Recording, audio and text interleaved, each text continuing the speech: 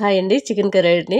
చాలా టేస్ట్‌గా ఉంటుంది. కాశ్మీరీ మిర్చి, జీలకర్ర, ధనియాలు, ఆవాలు, మిరియాలు, గోరువెచ్చని నీళ్ళు పోసి ఒక 5 నిమిషాలు నానబెట్టుకోవాలి.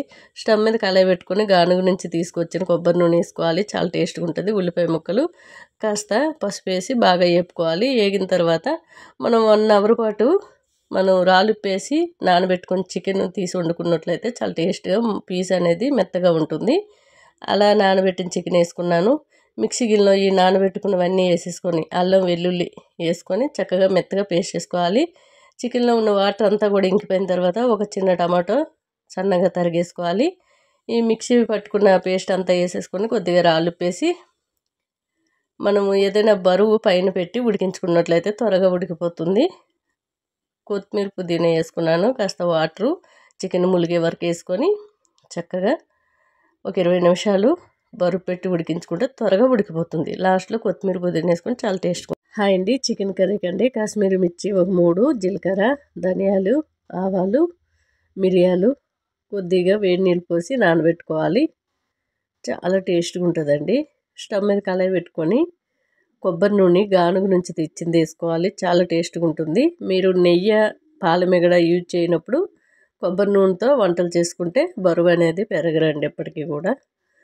ఉల్లిపాయ ముక్కలు కొద్దిగా పసుపు వేసి బాగా వేగిన తర్వాత ఒక 1 అవర్ పాటు రాళ్ళు ఉప్పు కానీ సాల్ట్ కానీ వేసి చికెన్ని వాటర్లో వదిలిపెట్టినాక తీసి వేసుకోవాలి. చాలా టేస్ట్గా ఉంటుంది. సాఫ్ట్గా పీస్ అనేది ఉంటుందండి. అలా వేసుకున్న చికెన్ని తీసి వేసుకొని బాగా కలిపేసుకొని దాంట్లో ఉన్న వాటర్ అంతా ఇంకిపోయే వరకు స్టవ్ పైన ఉంచాలి.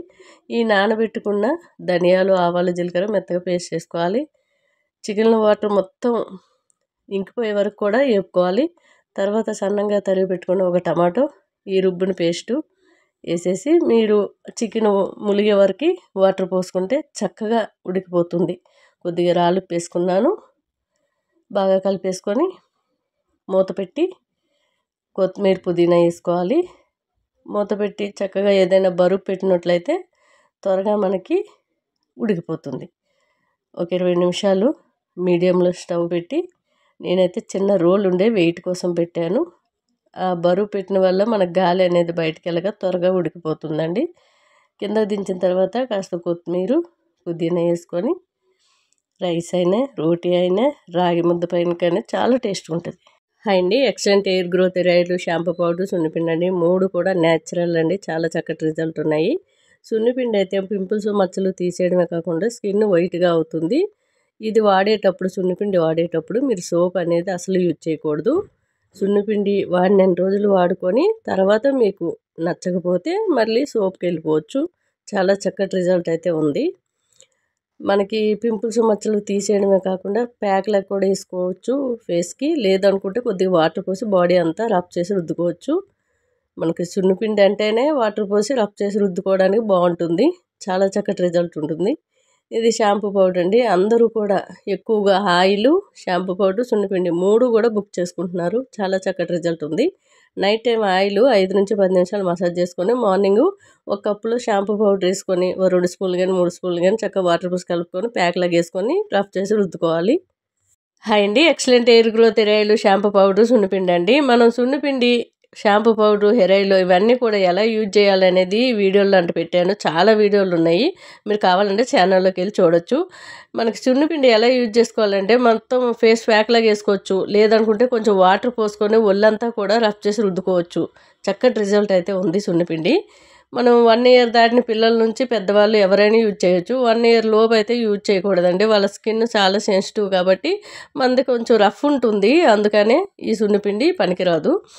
అంతేకాదండి, షాంపూ పౌడర్ కూడా ఎలా వాడాలి అని ఎవరికైనా డౌట్ ఉంటే ఛానల్లోకి వెళ్ళి వీడియోలు చూడండి, మీకు అర్థమవుతుంది. చక్కగా ప్యాక్లాగా వేసుకొని కొద్దిగా వాటర్ పోసి రఫ్ చేసి రుద్దితే ఒక్కసారికి జిడ్డంతా పోతుంది. మనకి నెత్తిలో 10 నిమిషాలు కానీ 1/2 అవర్ కానీ మీకు టైం ఉంటే 1/2 అవర్ పెట్టుకుంటే మంచి రిజల్ట్ ఉంటుంది. డాండ్రఫ్ తీసేస్తుంది. చక్కటి రీగ్రోత్ ఉంది. హెయిర్ ఆయిల్ నైట్ టైం పెట్టుకొని మార్నింగ్ షాంపూ పౌడర్తో తలస్నానం చేయడం. హాయ్ అండి. క్యాప్సికమ్ కర్రీ అండి. చక్కగా క్యాప్సికమ్ సన్నగా ముక్కల్లా తరుక్కొని కుక్కర్లో వేసుకొని ఒక 20 నిమిషాలు నానబెట్టుకున్న శనగపప్పు శుభ్రంగా 2-3 సార్లు కడిగేసి నానబెట్టుకోవాలి. ఉల్లిపాయ ముక్కలు, టమాటా పైన తోలంతా తీసి సన్నగా తరుక్కోవాలి. అల్లం సన్నగా తరిగేసుకున్నాను. పసుపు, కారం, జీలకర్ర, రాళ్ళుప్పు, పాలమిగడ అంతేనండి.